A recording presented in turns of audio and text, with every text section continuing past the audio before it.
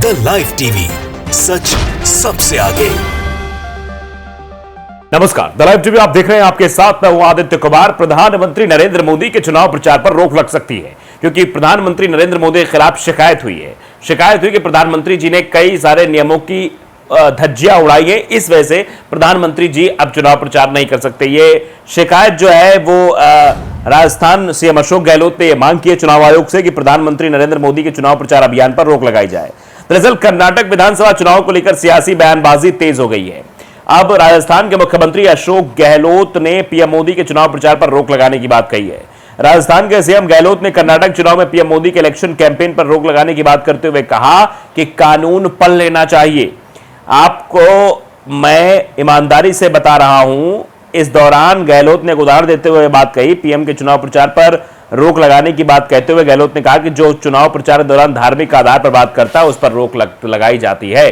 क्योंकि प्रधानमंत्री नरेंद्र मोदी ने बजरंगबली का नाम चुनाव में लिया था। इस वजह से अशोक गहलोत ये कहते हुए नजर आ रहे हैं कि धार्मिक ध्रुवीकरण नहीं होना चाहिए, धार्मिक आधार पर वोट नहीं मांगा जाना चाहिए। अपने काम के आधार पर या अपने मैनिफेस्टो के आधार पर वोट मांगा जाना चाहिए। लेकिन भारतीय जनता पार्टी हमेशा से धर्म की राजनीति करती आई है और धर्म की राजनीति करते हुए वो वोट जनता के बीच मांगती है।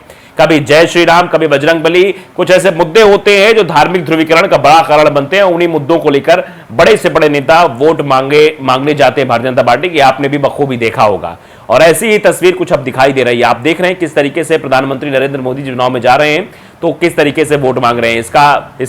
इसके बारे में आपने देख ही लिया किस तरीके की चीजें हो रही हैं। दरअसल पीएम मोदी इन दिनों कर्नाटक में चुनाव प्रचार अभियान में जुटे हुए हैं। इन दिनों पीएम का रोड शो और रैली आयोजित की जा रही है। प्रधानमंत्री लगातार कर्नाटक में जोरदार रैलियां करके माहौल अपने पक्ष में यानी बीजेपी के पक्ष में बनाने की पुरजोर कोशिश कर रहे हैं।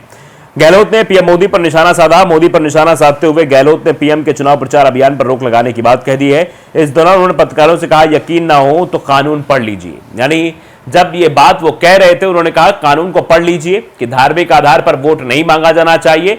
और शायद प्रधानमंत्री नरेंद्र मोदी जी ये कानून पढ़कर नहीं आए, इसीलिए शायद वो इस तरीके की चीजें करते हुए नजर आ रहे हैं। अगर उन्होंने शायद कानून पढ़ा होता तो इस तरीके की बातें ना करते। इस दौरान गहलोत ने राजस्थान के एक मुख्यमंत्री के चुनाव खारिज होने का उदाहरण भी दिया। गहलोत ने बताया कि एक नेता थे, वो पाली और गंगानगर दोनों जगहों चुनाव लड़ रहे थे। गहलोत ने बताया गंगानगर में चुनाव हार गए थे, उनके खिलाफ एक याचिका दायर हुई थी।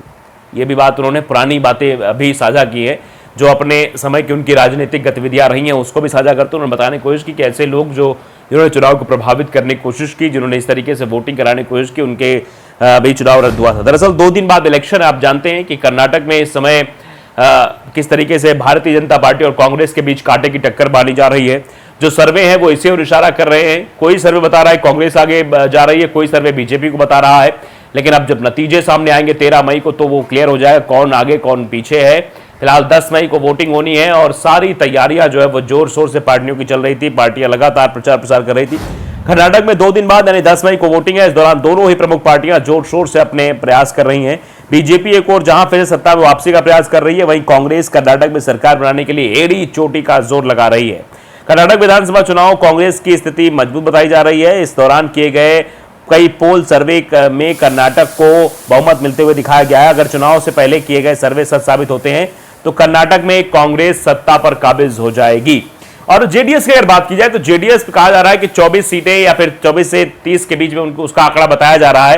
तो हो सकता है कि जेडीएस अगर रहेगी तो किंग मेकर की भूमिका अदा कर सकती है। लेकिन फिलहाल तो जो सर्वे इशारा कर रहे हैं और जो राजनीतिक पंडित भी बता रहे हैं वो ये बता रहे हैं कांग्रेस वहां बीजेपी पर भारी पड़ती हुई दिखाई दे रही है। और अगर कुछ थोड़ा बहुत हो सकता है इधर उधर हो तो जेडीएस की मदद से कांग्रेस सरकार वहां बना सकती है, ऐसा सर्वे फिलहाल बता रहे हैं। कांग्रेस ने पिछले दिनों कर्नाटक विधानसभा चुनाव के लिए अपना घोषणा पत्र जारी किया था। इस घोषणा पत्र में कई योजनाओं का जिक्र किया जिस सत्ता में आने पर कांग्रेस पूरा करने का वादा कर रही है।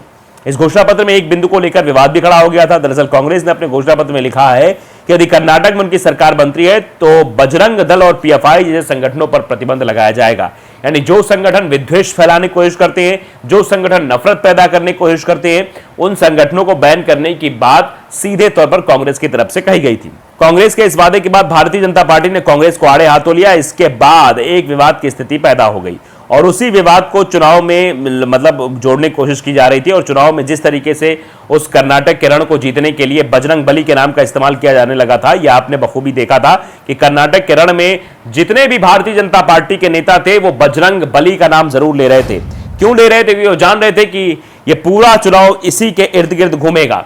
क्योंकि बजरंग दल को बैन करने की बात कांग्रेस ने कही है, तो इसको बजरंग दल जो है वो बजरंग बली से जोड़ देंगे कि बजरंगी कहने वालों पर कार्रवाई हो रही है, बजरंग बली का जय जयकार करने वालों पर कार्रवाई की बात कांग्रेस कर रही है। कांग्रेस हिंदू विरोधी पार्टी है, न जाने क्या क्या, ये एक पूरा एस्टिमेट तैयार करने की कोशिश की गई थी। तो कर्नाटक में बजरंग दल को मैनिफेस्टो में लाने की कांग्रेस आखिर क्या मजबूरी थी, यह भी चर्चा चल रही है। कर्नाटक में जिस तरीके से चुनाव हो रहा है, पीएम मोदी बन गए प्रचार मंत्री, हेमंत शर्मा ने ज्यादा लालची आदमी कोई नहीं।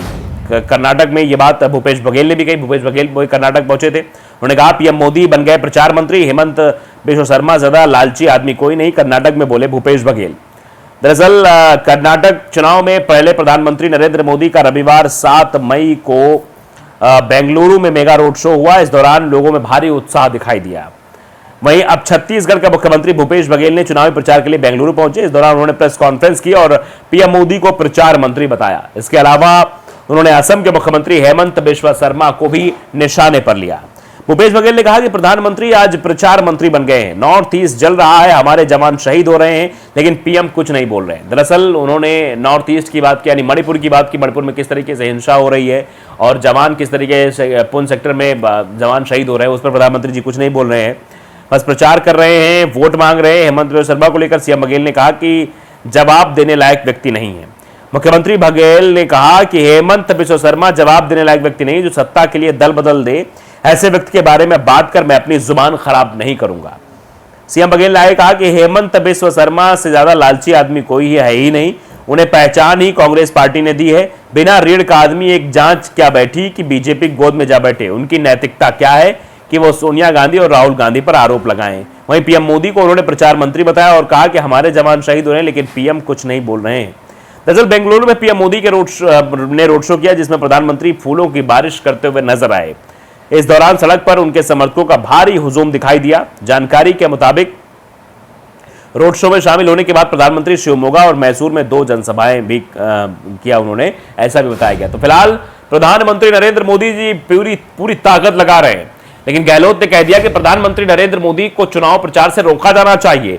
वो धार्मिक ध्रुवीकरण करने की कोशिश करते हैं और कानून पढ़ लेना चाहिए। उन्होंने पत्रकारों के सामने बात कही है कि पत्रकारों आप लोग कानून पढ़िए, और कानून में साफ तौर पर लिखा है कि धर्म के आधार पर वोटिंग नहीं होनी चाहिए, और धर्म के आधार पर अगर प्रधानमंत्री नरेंद्र मोदी वोट करने के लिए कह रहे हैं तो यह गलत है, उनके चुनाव प्रचार पर रोक लगनी चाहिए। और ऐसे में ये बात जो अशोक गहलोत के ने कही है पत्रकारों के सामने, अगर इसी को लेकर शिकायत की जाती है तो फिर अगर प्रधानमंत्री नरेंद्र मोदी चुनाव प्रचार में नहीं उतरेंगे तो बीजेपी का सबसे बड़ा स्टार प्रचारक जिसको कहा जाता है वो मैदान में नहीं उतरेगा, तो उसका कितना खामियाजा बीजेपी को भुगतना पड़ सकता है, इसका भी अंदाजा आप लगा सकते हैं। फिलहाल तो चर्चा कर्नाटक की है, 10 मई को वोटिंग है, 13 मई को नतीजे हैं। कर्नाटक में किस तरीके से भारतीय जनता पार्टी प्रचार प्रसार कर रही है और उसके नतीजे 13 मई को समझ में आ जाए। लेकिन कांग्रेस भी मजबूती चुनाव लड़ रही है। जो भी सर्वे सामने आ रहे हैं वो इशारा कर रहे हैं कांग्रेस सरकार बनाती हुई दिखाई दे रही है। जेडीएस अगर सरकार कांग्रेस नहीं बनाती है तो जेडीएस जो है वो किंग मेकर की भूमिका में जरूर नजर आ सकती है। लाइव टीवी अगर आपने सब्सक्राइब नहीं किया, सब्सक्राइब जरूर कर लीजिए ताकि सच खबरें आप तक पहुंचती रहे। नमस्कार। द लाइव टीवी, सच सबसे आगे।